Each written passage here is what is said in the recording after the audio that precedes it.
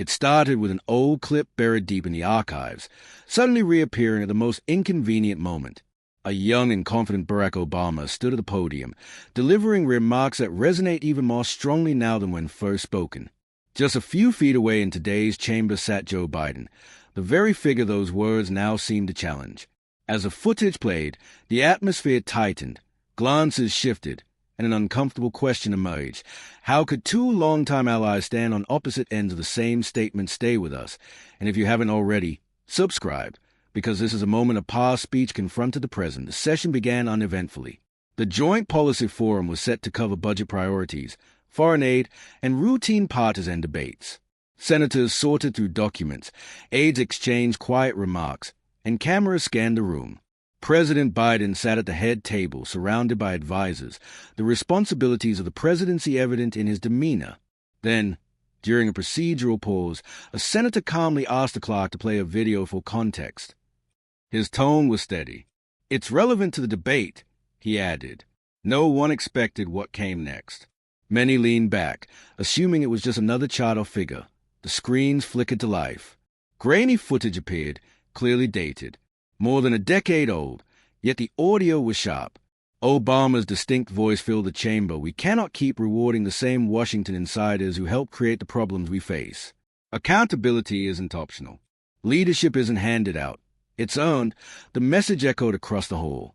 And there, shown side by side on the split screen, sat Joe Biden, the longtime Washington figure, now president, listening as those words seemed to point straight at him. Reporters in the gallery straightened in their seats, pens poised. Photographers clicked rapidly, capturing the contrast. A younger Obama on the screen, determined and forceful, above Biden's more seasoned face, his expression gradually tightening. Biden's team exchanged uneasy whispers. One aide leaned forward and murmured, "Why play this now?" Another shook his head. "They are setting him up." Obama's speech continued, firm and direct. "The issue isn't only policies. It's the entrenched culture of career politicians who promise reform but keep the same system in place." The line sent a wave through the room. Every listener caught it. Every eye turned toward Biden, a figure who had spent decades in Washington and had become part of that very system. Tuberville smirked from the back row. AOC leaned in, tapping her pen against the desk. The tone of the chamber shifted. What began as a neutral forum suddenly carried the weight of a cross-examination. Biden exhaled slowly, pressing his lips together. He didn't interrupt or respond. He remained seated, letting his former running mate's words echo through the marble hall like pointed reminders. The contrast was striking. Obama's once celebrated address now read like a critique, and Biden was the one in focus. The remarks were old, but the silence they generated was new. The footage continued to play, Obama's voice rising with its familiar conviction. Obama's cadence, once capable of electrifying entire arenas, now echoed through the marble chamber with sharp precision.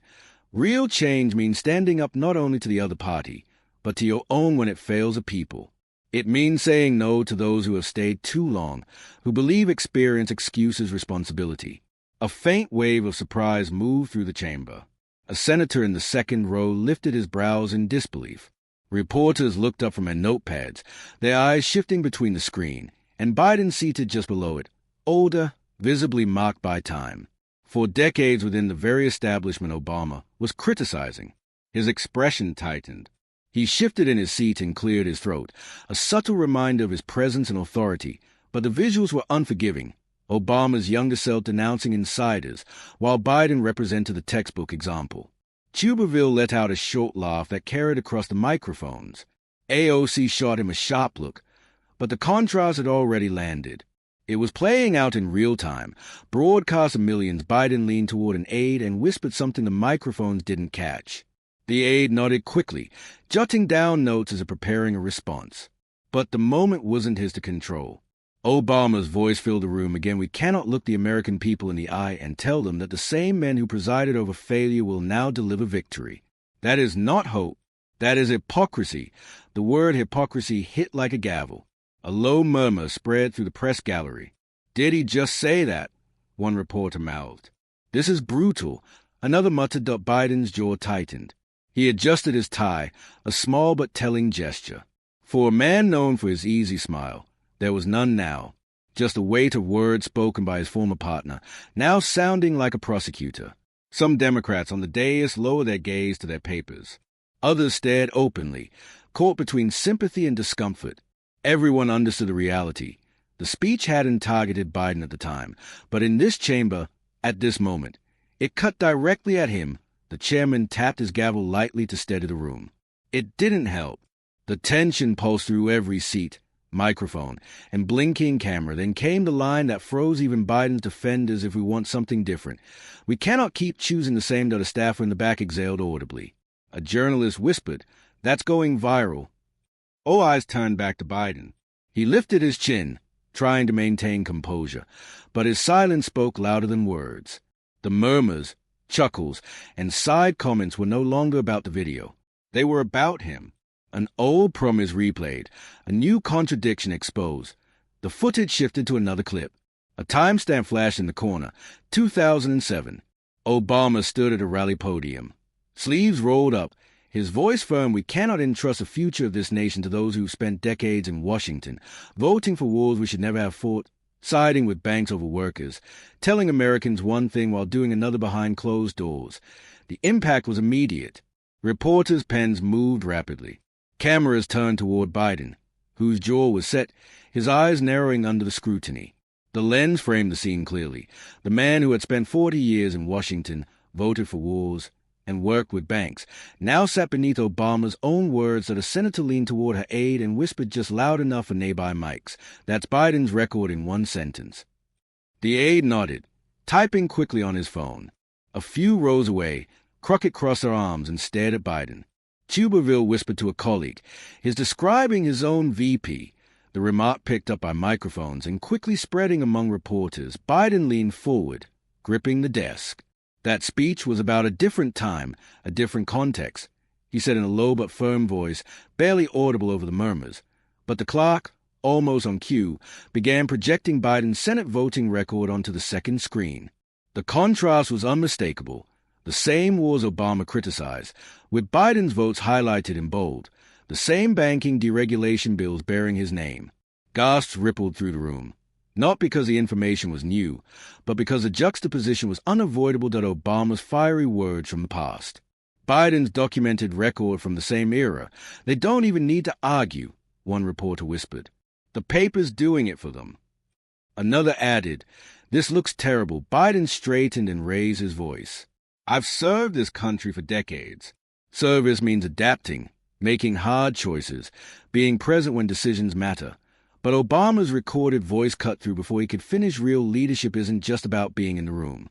It's about walking out when the people are being sold out." The chamber froze. The overlap between past and present was too exact. Biden's defense faltered midday, overshadowed by a line delivered years earlier. Even his allies avoided his eyes.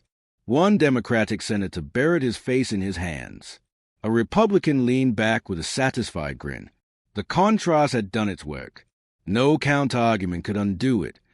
What began as a simple throwback had turned into a reckoning. The session that started with routine procedure now crackled with unease. The footage rolled on like a ghost pressing down on the room. Obama's younger self leaned into the MIC, voice unwavering. "The American people are tired of leaders who shift their message depending on where the cameras are. They deserve consistency, not convenience." Every gaze returned to Biden. The line landed with unmistakable force. A man who had spent decades recalibrating to survive was now framed as surrendering under the weight of his own record. Reporters wrote quickly, abandoning shorthand for full sentences. Headlines took shape in real time. Obama speech resurfaces, Biden confronted by former ally. Others fired live updates. Tuberville leaned back with folded arms, grinning broadly for the cameras. "This is better than any attack we could have made," he whispered. Across the aisle, Democrats shifted uneasily. A few glared at Tuberville, but even those looks fell hollow. They couldn't deny what everyone saw. The screen faded to black. One senator muttered under her breath, "This is brutal timing." Another shook his head and replied quietly, "It's not timing. It's truth." Biden finally acted. He placed both hands flat on the desk, leaned toward a microphone, and spoke with a controlled, almost pleading tone. "Context matters. Every leader evolves. Every choice is made within the realities of its time. That's what governing is, not speeches, but decisions. For a moment, the room paused, weighing his defense. Then Obama's younger self appeared again on the screen. The next clip was already cued, sharp and unrelenting. Don't tell us evolution is an excuse. Don't claim shifting with political winds is leadership. Real leadership means holding firm, even when it costs you. The overlap was exact. Biden's justification collided with the archival response, as if history had been waiting for this moment. A deeper murmur rolled through the chamber. Reporters exchanged wide-eyed looks.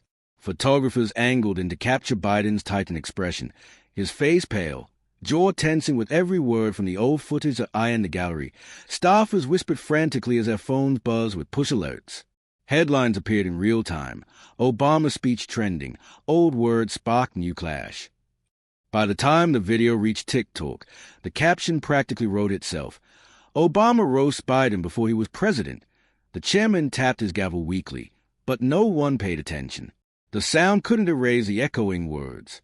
For the first time, Biden's allies stayed silent. That silence spoke louder than any prepared statement. The chamber heard the clip once. The nation replayed it endlessly. By the time the committee broke for recess, a 45-second live stream had already spread online. A shaky recording on X, formerly Twitter, carried the caption, Obama once said this. Biden sat silent. In under 15 minutes, it was retweeted over 100,000 times. TikTok flooded with edits.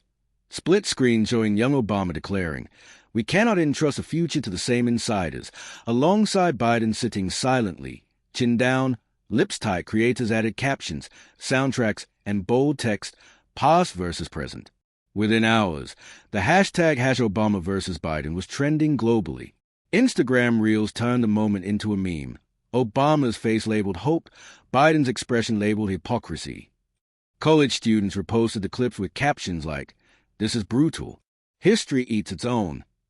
Seasoned political figures shook their heads privately while their aides forwarded them links. Cable news broke into regular programming. MSNBC described it as the Resurfaces speech moment shaking Washington. CNN ran a headline, Obama's old words, Biden's new burden. Fox News didn't need to add commentary. The visuals spoke for themselves, talk radio lines filled with callers repeating Obama's words as though they had been spoken that morning. He said it himself, no more insiders. And what's Biden if not that another caller summed up the sentiment? It's like watching a father scold his son in public. Podcasts rushed to release emergency episodes. One titled as bluntly, Obama's goes versus Biden's record. Inside the White House, aides gathered in the strategy room, screens glowing with trending hashtags. "We can't get ahead of this," one whispered urgently. "It's everywhere." Another shook his head. "This isn't opposition research. It's Obama himself, across the country, in cafes, dorm rooms, offices. People didn't wait for pundits. They pointed at their screens and said what headlines would soon echo. Biden sat silent. What began as a routine hearing had transformed into a viral moment, not because of new rhetoric, but because old words had resurfaced with new force.